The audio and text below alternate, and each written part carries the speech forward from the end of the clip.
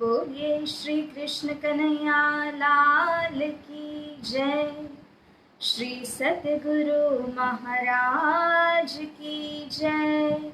श्री प्राणनाथ प्यारे की जय। सर्वे सुंदर साथ की जय। सतगुरु में तेरी पतंग, बाबा में तेरी पतंग। सतगुरु में तेरी पतंग, बाबा में तेरी पतंग। हवा विच उड़दी जावांगी, हवा विच उड़दी जावांगी। बाबा डोर हथों छड्डी ना मैं कट्टी जावांगी। साइया डोर हथों छड्डी ना मैं कट्टी जावांगी। सतगुरु में तेरी पतंग, बाबा में तेरी पतंग। सतगुरु में तेरी पतंग, बाबा में तेरी पतंग। बड़ी मुश्किल दे नाल मिलिया मैनू तेरा दवारा ए बाबा, तेरा दवारा ए। मैनू इको तेरा आसरा नाल तेरा सहारा ए बाबा, तेरा सहारा ए। हुण तेरे ही भरोसे बाबा, तेरे ही भरोसे। हुण तेरे ही भरोसे हवा विच उड़दी जावांगी, हवा विच उड़दी जावांगी। बाबा डोर हथों छड्डी ना मैं कट्टी जावांगी। साइया डोर हथों छड्डी ना मैं कट्टी जावांगी। सतगुरु में तेरी पतंग, बाबा में तेरी पतंग। इना चरना कमला नालों मैनू दूर हटाई ना बाबा, दूर हटाई ना। इन झूठे जग दे अंदर मेरा पेचा लाई ना बाबा, पेचा लाई ना। जे कट गई ता सतगुरु, जे कट गई ता सतगुरु। फिर मैं लुटी जावांगी, फिर मैं लुटी जावांगी। बाबा डोर हथों छड्डी ना मैं कट्टी जावांगी। साइया डोर हथों छड्डी ना मैं कट्टी जावांगी। सतगुरु में तेरी पतंग, बाबा में तेरी पतंग। बोलिए श्री सद्गुरु महाराज की जय। श्री प्राणनाथ प्यारे की जय। प्राणाधार सुंदर साथ जी पुनः एक बार धामधनी के हुक्म के द्वारा ही धामधनी जी के श्री मुखारविंद से प्रकट हुई उनकी इस दिव्य वाणी के ऊपर चर्चा करने के लिए हम आप यहाँ पर सम्मिलित हुए हैं। प्यारे सुंदर साथ जी, अब ज्यादा विलंब न करते हुए आज की मजल को हम प्रारंभ करते हैं और हमारे धामधनी जी को प्रसन्न चित्त करते हुए उनके श्री चरणों में हम अर्जी लगाते हैं। प्रथम लागू दो चरण को, धनिये न छोड़ायो क्षिना। लाख तली लाल दिया, मेरे जीव के जीवना, मेरे जीव के जीवना। इन पाँव तले पड़ी रहूं, धनी नजर खोलो बात ना। पालना वालों निरखो नेत्रे, मेरे जीव के एहि जीवना, मेरे जीव के एहि जीवना। बोलिए श्री कृष्ण कन्हैया लाल की जय। परम पूज्य गुरुदेव ब्रह्मलीन श्री दीनदयाल जी महाराज जी के पावन चरण कमल में अखंड दंडवत प्रेम प्रणाम तथा उपस्थित आप सभी सुंदर साथ जी को कोटि कोटि प्रेम प्रणाम। तो प्यारे सुंदर साथ जी, हम आज की मजल को शुभारंभ करते हैं। मैं न लिया सिर अपने तो कहा देऊं दोष और ना, जागे सुपना क्यों रहे पर हुआ हाथ इजाना, पर हुआ हाथ इजाना। बोले श्री प्राणनाथ प्यारे की जय। जागृत वचन अनुभवे अखंड घर वतन। यहाँ पर महामती श्री प्राणनाथ जी इन जागृत वचनों का महात्म्य बताते हुए इस प्रकार से कह रहे हैं कि इन जागृत वचनों के द्वारा ही हमें श्री परम धाम का, हमारे निज धाम का अनुभव प्राप्त होता है। जो निज धाम अखंड घर है और वही हमारा वतन है। सुंदर साथ जी, अगर हमें कभी पूछा जाता है कि आपका नेटिव प्लेस कौन सा है, तो हम कहेंगे ना कि फलाना गुजरात के अंदर यह जगह है, अथवा पंजाब अथवा दिल्ली अथवा कहीं पर किसी शहर को नाम देते हुए हम अपने पूर्वजों का ठिकाना बताते हैं और कहते हैं कि यह मेरा वतन है। परंतु प्यारे सुंदर साथ जी, हम अगर यही प्रश्न अपने आत्म से करें कि हे मेरी आत्म, तेरा यह जो वतन है वो कहाँ है? क्योंकि संसार के अंदर जिस शरीर को हम वतन, शरीर संबंधी जगह को हम वतन कहते हैं, इसी प्रकार से हमारी यह जो आत्म है, इस आत्म का संबंध तो पर आत्म से जुड़ा हुआ है। और उसी पर आत्म वह जिस स्थान में बैठी हुई है, उस स्थान को क्या कहेंगे? ये तो वतन से भी बढ़कर के मूल वतन है। इस आत्म के मूल यानी परात्म स्वरूप का वतन है वह। तो इस प्रकार जैसे शरीर के लिए भी वतन पूछा जाता है, इसी तरह से यहाँ आत्म को, चेतन को अगर पूछा जाए तो इस चेतन के संबंधी परात्मा है और परात्मा के संबंधी वहां पर मूल वतन हम कहेंगे, जो कि अखंड है, विच इज एटर्नल। वहां पर किसी प्रकार के प्रलय, कोई दोष, कोई काल इत्यादि कोई भी बाधा विक्षेप नहीं डालते। कालातीत है ऐसा परम धाम, जहां पर यह आत्मा पहुंचे सो आवे नहीं, सोई मुकुंद निज धाम। मुकुंद दास जी कहते हैं कि जिस ठिकाने पहुंचने के बाद आत्मा पुनः पुनः इस ब्रह्मांड के अंदर जन्म मरण के चक्र के अंदर नहीं पड़ती है, वह स्थान जहां उसका मिलाप उस परात्म स्वरूप के साथ में हो जाता है, वही तो है इस आत्म की जोड़ी। और जिस स्थान में वह जोड़ी बैठी है, वही है मूल मुकाम, मूल वतन। यहाँ जब जागृत के वचनों की श्री जी ने बात की है, जागृत के वचनों के द्वारा हमें जो अनुभूति हो रही है, जो एक्सपीरियंस हो रहा है, वो कहाँ का होता है सुंदर सा जी? होता भी है या नहीं? और अगर नहीं होता तो क्यों नहीं होता? सर्वप्रथम तो यह बात हमें नोटिस करनी है, समझनी है कि जब हम वाणी को पढ़े, मनन करें, तो हमारा ध्यान उस समय में कहाँ होता है?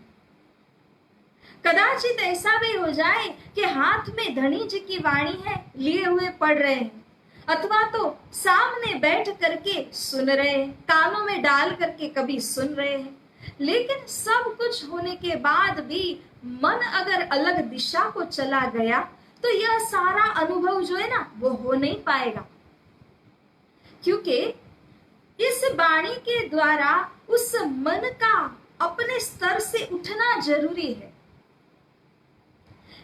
ये वाणी हमारे मन के स्तर को बढ़ाती है और बढ़ाते बढ़ाते बढ़ाते जहां का वर्णन हो रहा है वहां पहुंचा देती है।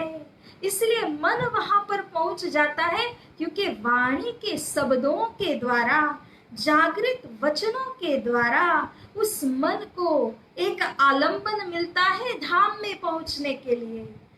जब ये मन धाम में पहुंच गया, अब वहां के जो 25 पक्ष है, जो लीला है, उनका अनुभव अपने अंदर में होता है। लेकिन सुंदर साथ जी, इसमें यह पहलू भी समझना है कि परात्म से आत्म, आत्म से जीव, जीव से अंतकरण, अंतकरण में भी चित्त से बुद्धि, बुद्धि से मन, तो कितने आवरण में होकर के वो अनुभव आता है। जब मन में आ गया तो अब मन क्या प्रयास करेगा कि जो अनुभव मैंने किया है ना, उस अनुभव को मैं शब्दों में डालने का प्रयास करूं। तो इसीलिए जिह्वा इसका माध्यम लेते हुए जुबान के द्वारा शब्द निकलते हैं और शब्दों के अंदर मन ने जो पाया है उसका वर्णन वह करना चाहता है। लेकिन सुंदर सा जी, वास्तव में देखिए तो अनुभव तो कहाँ हुआ है, परात्म से आत्म में वह अनुभव आया और फिर इतने आवरणों से गुजर करके जब आ जाता है तो वह अनुभव हर स्टेज में, हर स्तर के ऊपर क्षीण होता हुआ आता है। और तब जा करके जब अंतिम में जुबान तक पहुंचता है, शब्द के माध्यम से जब वह अनुभव बाहर आना चाहता है तो वर्णन कहां से हो सकता है।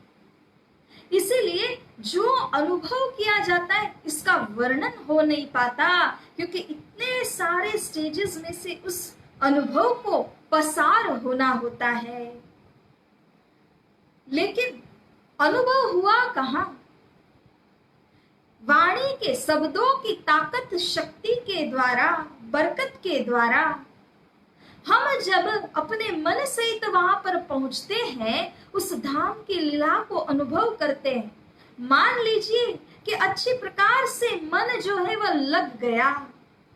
हम जितना कॉन्टेम्पलेट करते हैं, मेडिटेशन करते हैं, तो उसके द्वारा अगर यह मन इस प्रकार से वहां लग जाता है तो अनुभव जो है वो दिल में होता है। क्योंकि ये अनुभव परात्म से आत्म में आने के बाद आत्म से दिल में अनुभव हो रहा है। इसीलिए यहाँ का दिल कहें वो अनुभव प्राप्ति का केंद्र बन जाता है। तो सुंदर सा जी, जागृत वचन अनुभवे, जो अनुभव जागृत वचन करा रहे हैं वो अनुभव हृदय के अंदर में हमको महसूस होता है। अखंड घर वतन जो यहाँ को अनुभव नहीं है, अखंड घर जिसको वतन कहा है, उस वतन का अनुभव हम यहाँ पर बैठे बैठे चिंतन के माध्यम से करते हैं। उनका साक्षात्कार यहाँ अपने दिल के अंदर में होता है। अचरज बड़ो होत है, देह उड़त ना झूठ सुपन। परंतु यहाँ पर श्री प्राणा जी यह कहते हैं कि मुझे बड़ा भारी आश्चर्य लग रहा है।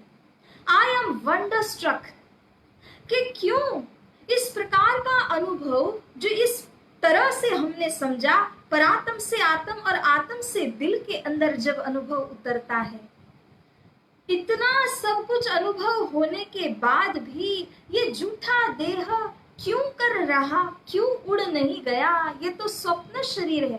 जागृत की याद आने के साथ ही शरीर को छूटना चाहिए था, परंतु क्यों नहीं छूटा?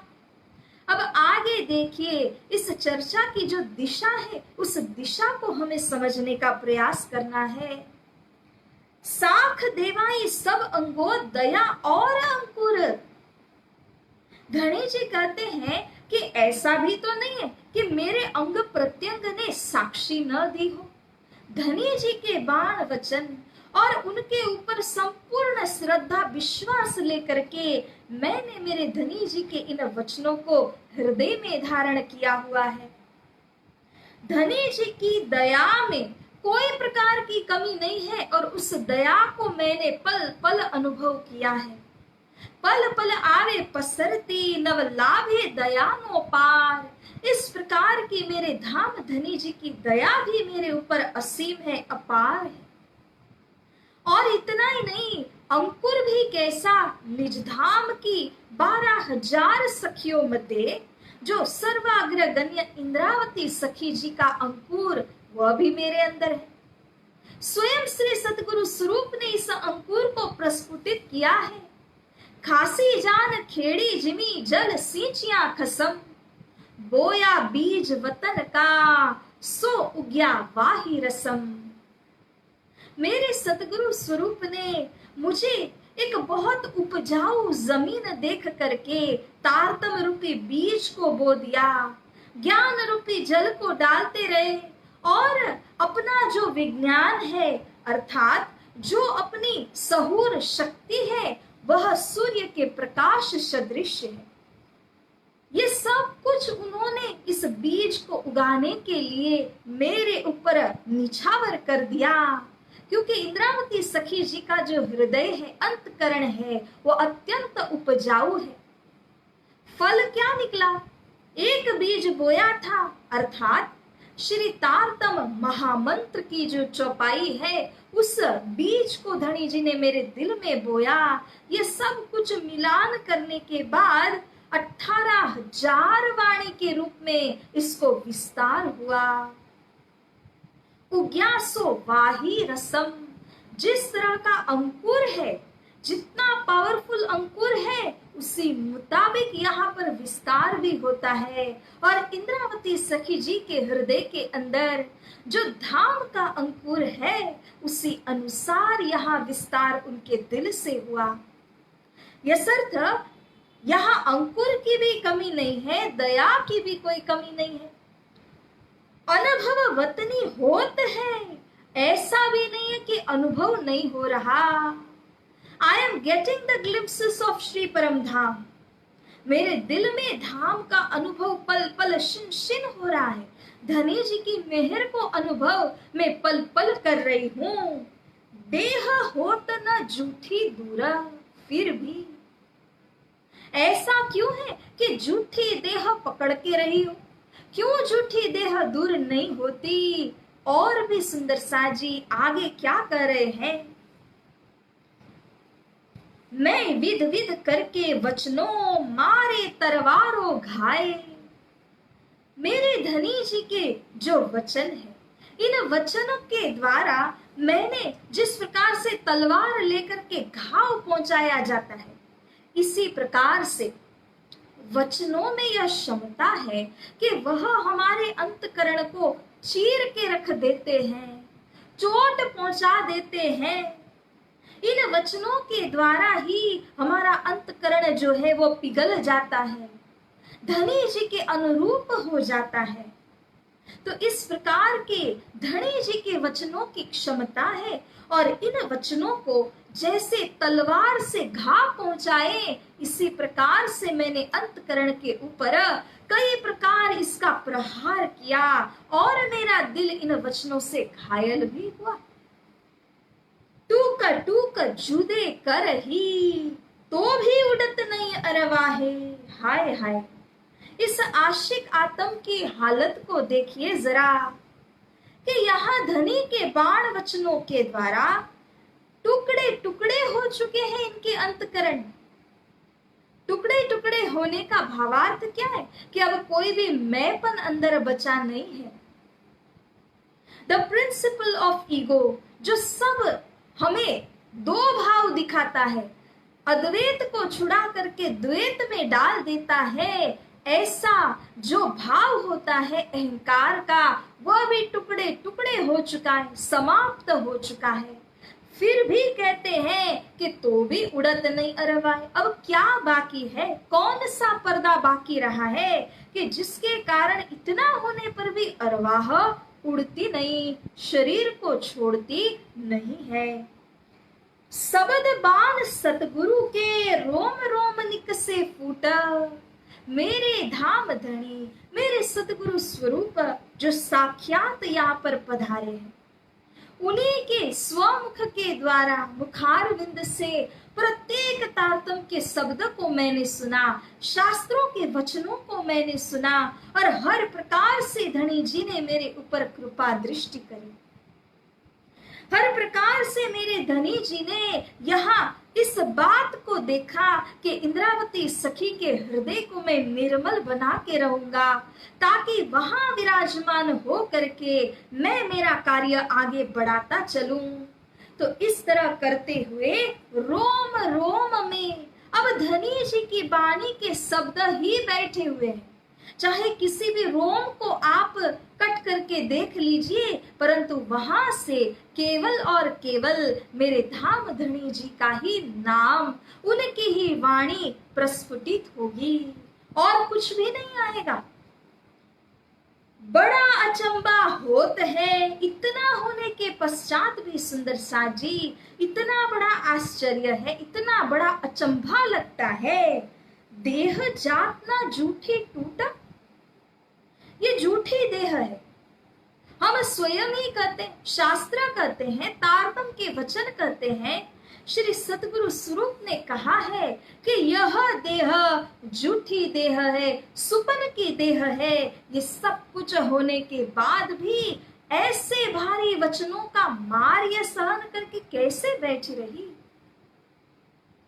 क्योंकि हम कहते हैं ना, प्रेम बाण तो ऐसे लगत है, जिसको प्रेम का बाण लग गया, कहा भयो जो मुख ते कहियो, वो मुख से कहने के मुकाबिल रहेगा ही नहीं। उसके अंग अंग गलित गात हो जाएंगे, उसके रोम रोम उस वाणी से ऐसे हर्षित हो जाएंगे कि अब संसार के अंदर का कोई जहर भी उसको पिला दिया जाए, वह भी निष्काम हो जाएगा, निष्फल हो जाएगा। इस प्रकार की शक्ति, इस प्रकार की ऊर्जा धाम धनी के इन वचनों में है सुंदर साज जी। परंतु कहा कि श्रद्धा से लीजिए, बिना श्रद्धा कुछ भी काम नहीं करता। तो इसीलिए श्रद्धावान लभते ज्ञानम, जो श्रद्धा से लेंगे तो ही यह ज्ञान भी असर करता है। श्रद्धा से लीजिए तो ही कोई भी दवा इत्यादि लेते हैं वह भी असर करती है। या इसी प्रकार से जो श्रद्धा से लेने के पश्चात भी क्यों मेरी झूठी देह पकड़ करके रहा है, मैं जानिया अपने तन को मारो भर भर बाण। जब इतना करने के बाद भी देह नहीं छूटी, तो मैंने जाना, इंद्रावती सखी जी स्व अनुभव बता रहे हैं। सुंदर साज जी, हम जिस दिशा में जा रहे हैं उसका मार्गदर्शन क्या है? ये प्रकरण के शुरू में ही कहा, 3 विध का चलना। ये 3 विध कौन कौन सी है वो अब आगे आने वाला है। तो इसीलिए यहाँ पर कहते हैं एक प्रकार की बात कि वचन को जब मैंने लिया तो इन वचनों के द्वारा मैंने जाना कि मैं मेरे शरीर को, अपने तन को वचन के बाण भर भर के मारूं, कोई अंग इन वचनों से खाली न रहे।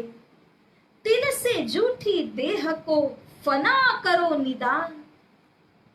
निदान मतलब कि इन्हीं वचनों के द्वारा मैं मेरे इस झूठे देह को पूरी तरह से फना कर दूं, मिट्टी में मिल जाए यह शरीर, छूट जाए यह शरीर। ए सबद धनी फुरमान के भीले अनुभव आत्मा।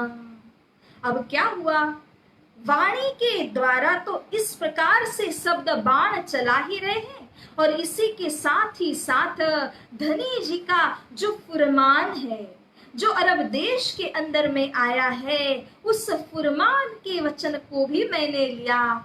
आत्म में धारण किया कि पीयूष जी ने हमारे लिए क्या संदेश भेजा है।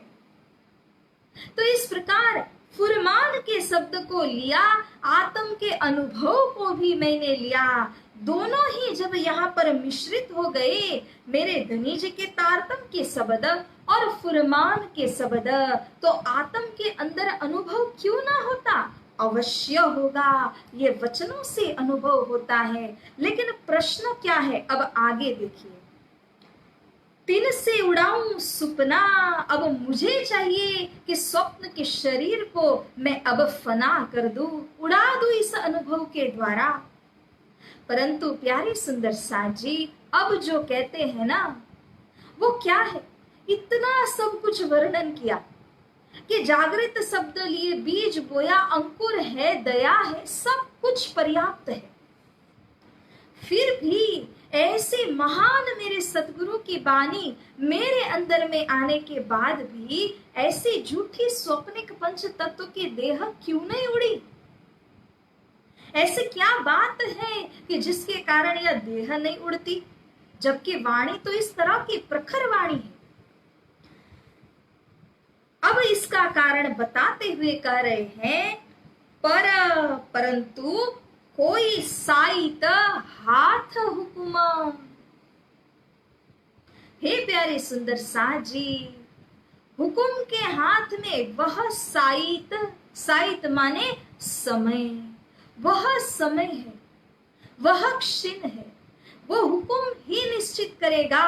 और हुकुम तो राजी महाराज के हाथ में है, लेकिन जब तक हुकुम नहीं होता तब तक वह साइत नहीं आएगी। वह साइत नहीं आएगी तो झूठी देह को धनी जी ने ही बांध के रखा है, पकड़ करके रखा है। वास्तव में अनुभव लेते लेते लेते कोई प्रकार की कोई कमी नहीं रही है। सारा अनुभव आत्म के अंदर महसूस हो रहा है। फिर भी जब तक धनी जी का काम अधूरा है, जब तक उस आत्म के अंदर कोई इच्छा, एक लेस मात्र की भी इच्छा अगर अधूरी रह गई हो, तो फिर धनी जी उसको तना छोड़ने नहीं देंगे। कोई साइत हाथ हुकुम।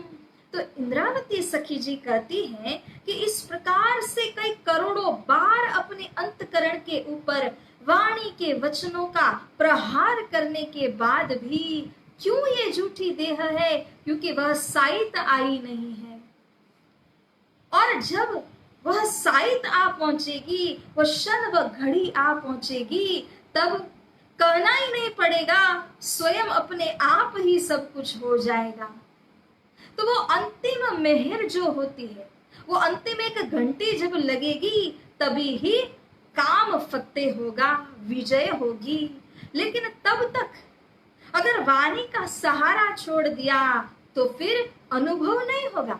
यहाँ वाणी के द्वारा जैसे जैसे मनन पठन पाठन जानकारी मिलती जाती है, वैसे वैसे अनुभव बढ़ता जाता है। अनुभव हो रहा है, लेकिन अगर हमने इस अनुभव को भी छोड़ दिया तो प्यारे सुंदर साथ जी, वो अंतिम घड़ी आएगी तब तैयारी तो करनी पड़ेगी ना। क्योंकि अंतिम घड़ी जो है वो सबके लिए बड़ी ही महत्वपूर्ण है। हम परीक्षा कितने समय तक देते हैं? हो सकता है 1 घंटे की परीक्षा हो सकता है 3 घंटे की परीक्षा हो। परीक्षा तो इतने ही अल्प समय की होती है, लेकिन सुंदर साथ जी, उस परीक्षा के लिए तैयारी तो हम न जाने कितने समय से करते हैं। अगर कोई बहुत ही बड़ी भारी परीक्षा देनी हो तो 3, 4, 6 महीने पहले से उसकी तैयारियों में लग जाते हैं, जबकि वह तो शारीरिक और भौतिक प्रकार की परीक्षा होती है। और अपना जो अंतिम क्षण होता है, अंतिम समय होता है, वह तो बहुत बड़ी भारी परीक्षा है। क्योंकि अंत्यमति सोई गति, अंतिम में जाकर के जो याद आ जाए वहीं पर हमारी गति भी होती है। यह केवल तारतम युक्त आत्माओं के लिए नहीं कहा है, बल्कि ये तो सभी आत्माओं के ऊपर में लागू होता है, छोटे बड़े किसी भी उम्र के हो। क्योंकि वो अंतिम घड़ी निर्णायक होती है। मान लीजिए कोई ऐसा जीव है जिसने अपने जीवन भर में कोई ऐसी साधना की है, कोई तपस किया है, फिर भी अभी तक उसको संपूर्ण सत्य बात मिली नहीं है। अब वह दूसरे जन्म के अंदर में जाएगा। अगर वह अपने अंतिम घड़ी के अंदर सचेत अवस्था में याद करता है कि मैंने संपूर्ण जीवन में क्या साधना की, अब मुझे इसी साधना के सहारे कैसे आगे बढ़ना है, अगर ये बात उसे सूझ जाए, याद आ जाए, तो वह अपने आने वाले जन्म को चुनेगा। He will consciously select his birth कि मुझे किस जन्म के अंदर, किस योनि के अंदर, किस माँ की कोख से जन्म लेना है, ये उसके हाथ में आ जाता है। परंतु जो यदि वह अंतिम समय के अंदर सब भूल गया अथवा न याद आने की चीज को याद आ गई, मोह ममता के अंदर बंध गया, तो आगे आने वाली जो उसकी जर्नी है वो भी इफेक्ट हो जाती है। तो इस प्रकार से जैसे जड़ भरत की क्या दशा हुई थी, तो ये एक उदाहरण है कि मन जो है उसे अंतिम घड़ी के अंदर अगर हम योग्य स्थान के अंदर, निर्णय किए हुए स्थान के अंदर लगा सकते हैं, तो प्यारे सुंदर साथ जी हमारा बेड़ा पार होता है। यह बात तो हमने उन साधकों की है जिनके पास में तारतम नहीं है, लेकिन जिनके पास में धनी जी का तारतम है वे अपने सतगुरु को याद करें। सतगुरु वे फरिश्ते के रूप में आते हैं, हमारी बाह पकड़ करके हमें धनी जी के पास में पहुंचाने की जिम्मेदारी ये सब उनके सिर पर है। इसीलिए ये जो सतगुरु स्वरूप का महात्म्य है वो बहुत बड़ा है, बहुत ही गहरा है। प्यारी सुंदर साथ जी, इन्हीं सतगुरु स्वरूप की जिम्मेदारी है कि बाह पकड़ करके तरण तारण कर देंगे। धनी जी स्वयं कहते भी हैं कि बाहें ग्रही ने तारू तमने, जेम लहर ना लगे लगार, सुखपाल मां सुखे बेसाड़ी, घेर पहुंचाड़ू निरधार। ये स्वयं श्री सतगुरु स्वरूप का कथन है, जहां पर वे जिम्मेदारी लेते हुए कहते हैं कि हे मेरी लाडली सखियों, आपके बाह को मैं पकड़ करके आपको सुखपाल में विराजित करके मैं सीधा श्री परम धाम को ले चलूं। इस तरह से मैं धनी श्री राजी महाराज के श्री चरणों तक आपको पहुंचा दूं। तो ये जिम्मेदारी श्री सतगुरु स्वरूप की बन जाती है। तो सुंदर साथ जी, ये जो हमारा अंतिम समय, निर्णायक समय होता है, इसी समय की तैयारी पहले से हम करते हैं, क्योंकि एक ही साथ सोचने से उस अंतिम घड़ी में कुछ याद नहीं आएगा और मन जो है वो मोह जाल के अंदर में फंसा रहेगा।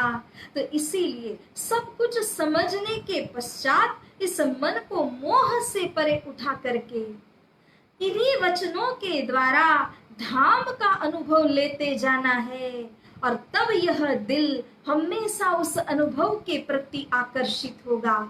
तब हमारे मन को यह एक लज्जत आएगी, स्वाद आएगा कि उसे वही अनुभव चाहिए होगा। तो सुंदर साथ जी, कहने का भावार्थ यहाँ इंद्रावती सखी जी का यह है कि यही वाणी के द्वारा अनुभव होता है।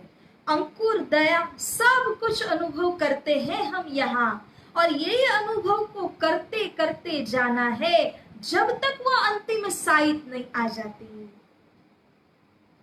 क्योंकि ये अंतिम घड़ी निर्णायक होगी, जिसके अंदर जैसे श्री इंद्रावती सखी जी के लिए भी यही हुआ। अब हुक्मे द्वार खोलिया, लिया अपने हाथ हुकुम, दिल मोमिन के आए के, अर्श कर बैठे खसम। धनी जी सतगुरु स्वरूप ने जो हुक्म इंद्रावती सखी जी को दिया था कि आप इस प्रकार से जागनी करना, वो सारा हुक्म बजाने के पश्चात इंद्रावती सखी जी, जो कि जीवन भर के अंदर अपना सारा सब कुछ निछावर कर देती है धनी जी के ऊपर में, वह अब इसी हुक्म को कहती है कि मेरा कार्य पूर्ण हुआ। हुक्म ने यह सुन करके दरवाजा खोला। धाम दरवाजे को खोलते हुए उस हुक्म को धनी जी ने पुनः वापस लिया और अब मोमिनों के दिल रूपी धाम में बैठ करके जागने का कार्य स्वयं धनी जी करते हैं। तो इस प्रकार से यह हुक्म को धनी जी ने बीच में रखा हुआ है। एक और ब्रह्म आत्माएं हैं, एक और श्रीराज जी है। जैसा धनी जी निर्देश करते हैं इसी प्रकार से हुक्म चलता है और ये सखियों की जो बागडोर है वो उसी हुक्म के हाथ में दे दी है। तो सुंदर साथ जी, हमें भी जीवन के अंदर इस बात को समझना है कि जैसे एक छोटा सा उदाहरण दिया जाए, जो तांत्रिक लोग होते हैं उन्हें चाहिए होता है पत्थर के अंदर का जल, क्योंकि उनको अपने तंत्र विद्या में साधना करने के लिए उस जल की आवश्यकता होती है।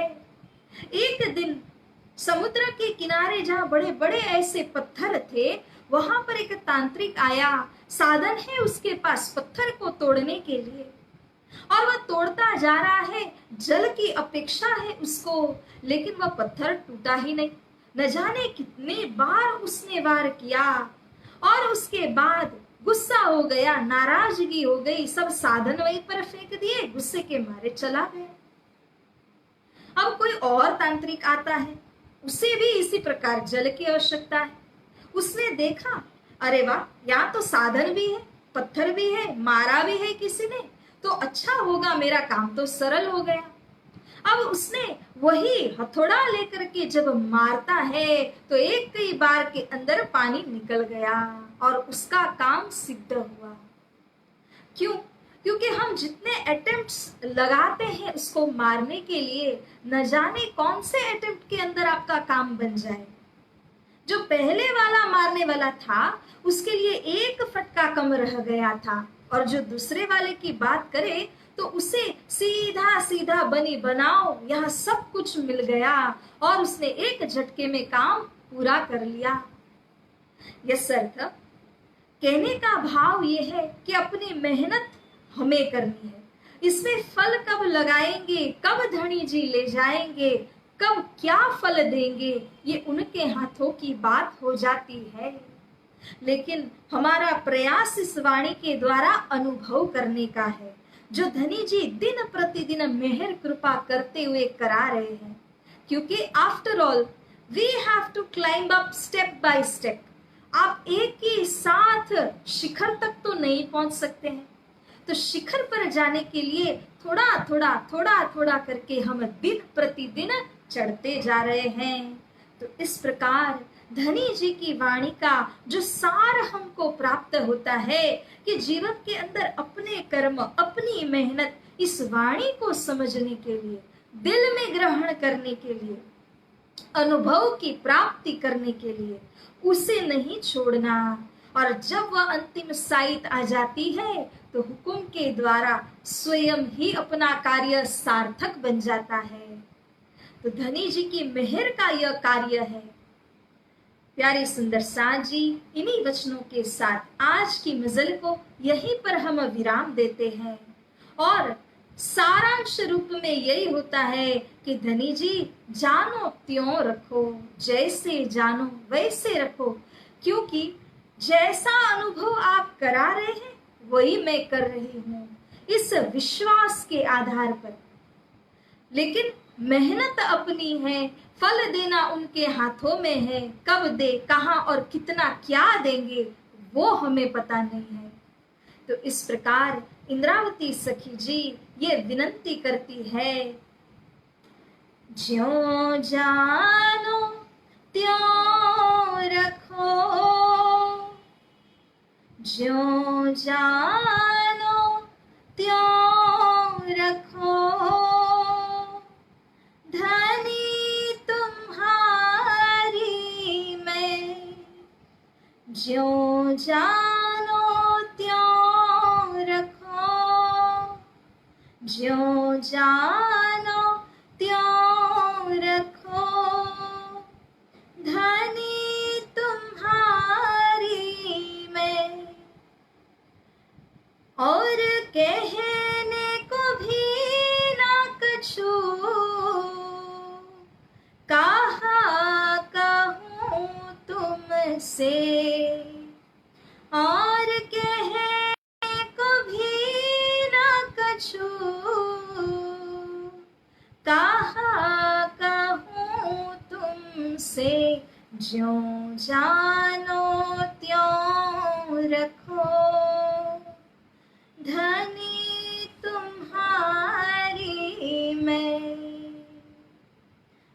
बोलिए श्री प्राणनाथ प्यारे की जय।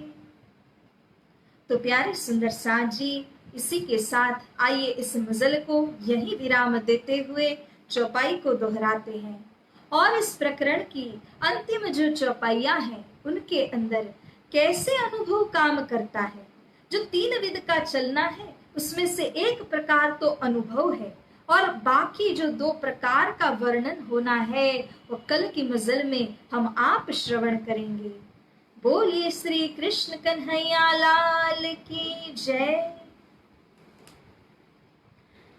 ए शब्द धनी फुरमान के भील अनुभव आत्मा, तिन से उड़ाऊं सुपना पर कोई साइत हाथ हुकुमा, पर कोई साइत हाथ हुकुमा। बोलिए श्री कृष्ण कन्हैया लाल की जय। श्री सतगुरु महाराज की जय। श्री प्राणनाथ प्यारे की जय। समस्त सुंदर साथ की जय। प्रणाम सुंदर साथ जी।